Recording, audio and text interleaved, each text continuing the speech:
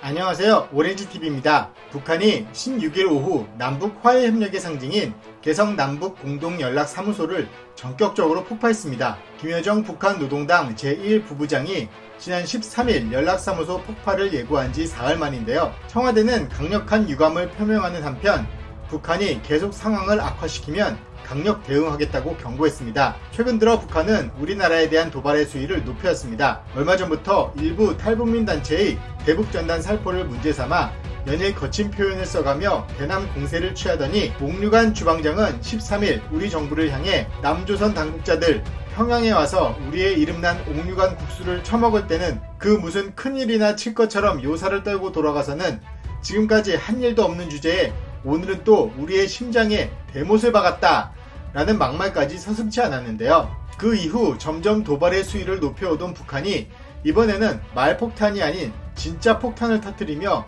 도발 수준을 넘는 남북 간의 실제적 긴장 수위를 끌어올리는 행동을 서슴지 않은 것입니다. 우리나라 정부는 북한의 선을 넘은 도발에 냉정하고 침착하게 대응하고 있습니다. 도를 넘은 지나친 언행에 대해서는 강경하고 단호하게 맞서면서도 평화적 문제 해결 노력은 멈추지 않겠다는 의지를 보이고 있는 건데요. 우리 정부가 이렇게 냉정하고 침착한 대응을 할 수 있는 이유는 남북 간의 무력 충돌이 일어나도 북한을 제압할 수 있는 압도적인 군사력 우위가 있기 때문일 겁니다. 실제로 우리 군에는 북한군이 두려워할 정도의 전력상으로 큰 우위를 가지는 전력들이 많이 있습니다. 우선 세종대왕함이 눈에 띄는데요.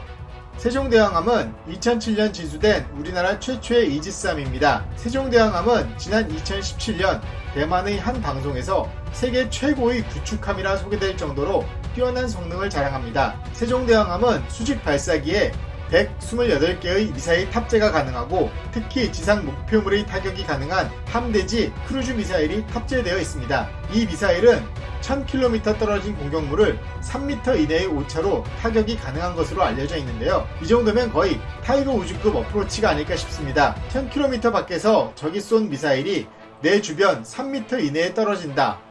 생각만으로도 오금이 저리지 않을까 싶은데요. 실제로 세종대왕함은 2010년 7월에 다국적 해군 함정 19척이 함께 훈련한 림팩 훈련에서 사격 훈련 1등을 차지해 탑건함으로 당당하게 이름을 올리기도 했습니다. 또한 함정 상부 사면에 장착한 3차원 위상 배열 레이더를 이용해 적의 동태를 360도 탐지 가능하고 이 레이더로 최대 1000km 떨어진 곳의 상대편 미사일과 항공기를 판별함과 동시에 20여 개의 타겟과 동시 교전을 수행할 수 있다고 합니다. 한마디로 상대방의 공격은 막고 적에게 최대한 타격을 가할 수 있는 무기라고 볼 수 있겠네요. 타우러스 미사일은 최대 사거리 500km를 자랑하는 장거리 공대지 미사일로 비행기에 장착해 공중에서 쏴 지상은 물론 지하 벙커까지 공격이 가능한 일명 벙커버스터형 미사일입니다. 순항 미사일이기에 고도 30-40m로 비행하여 적의 레이더에 걸리지 않을 뿐 아니라 파괴력도 대단합니다.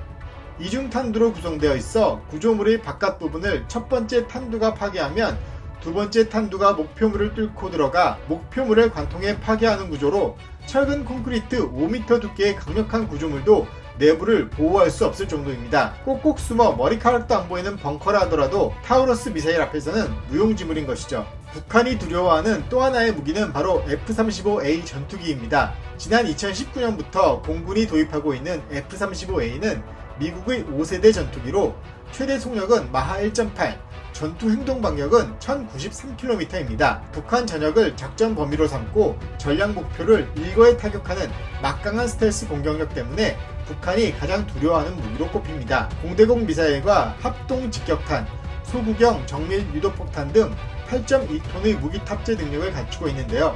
스텔스 기능 덕분에 적의 레이더에 걸리지 않고 적 상공에 접근해 핵심 시설 등을 정밀 타격할 수 있습니다.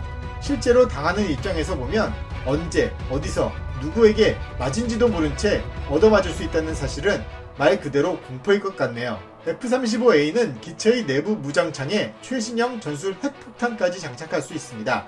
F-35A 도입이 확정되자 위협을 느낀 북한은 탄도미사일을 잇따라 쏘면서 F-35A 도입에 반발하는 경고성 도발을 강행한 적이 있습니다. 또 F-35A를 보이지 않는 살인무기라고 비난하기도 했었죠. 군은 2021년까지 총 40대를 전력화하는 계획을 그대로 추진할 방침이라고 합니다. 마지막으로 북한이 두려워하는 무기가 하나 더 있습니다. 이는 실제로 탈북민들이 공통적으로 이야기하는 것이기도 한데요. 바로 글라이더를 타고 북한으로 들어간 세리스 초이스의 대표이사 윤세리입니다. 탈북민들의 말을 들어보면 북한 당국자들이 가장 두려워하는 것은 바로 한국 드라마와 음악과 같은 소프트웨어 파워가 북한 사회에 스며드는 것이라고 합니다. 북한이 한국의 문화 산업을 진정으로 두려워하는 이유는 이러한 문화 콘텐츠들을 통해 핵무기보다도 더 강한 자유민주주의와 시장 경제에 대한 신념, 자유와 번영을 향한 우리의 국가 이념과 가치 체계까지 북한 주민들에게 전파되는 것 때문일 텐데요. 전쟁의 폐허에서 이룬 한강의 기적으로 세계 최강의 전력 자산보다 더 뛰어난 실물 자산이 바로 한류라는 사실은 이미 많은 탈북자 등을 통해 입증이 되었습니다. 한반도를 둘러싼 긴장감이 좀처럼 사그라들 기미가 보이지 않습니다. 이런 때일수록 냉정하고 침착하고 단호한 대처가 절실한데요. 모쪼록 지금의 이 긴장 상태가 하루빨리 좋은 방향으로 풀리면 좋겠네요. 오늘은 여기까지입니다. 감사합니다.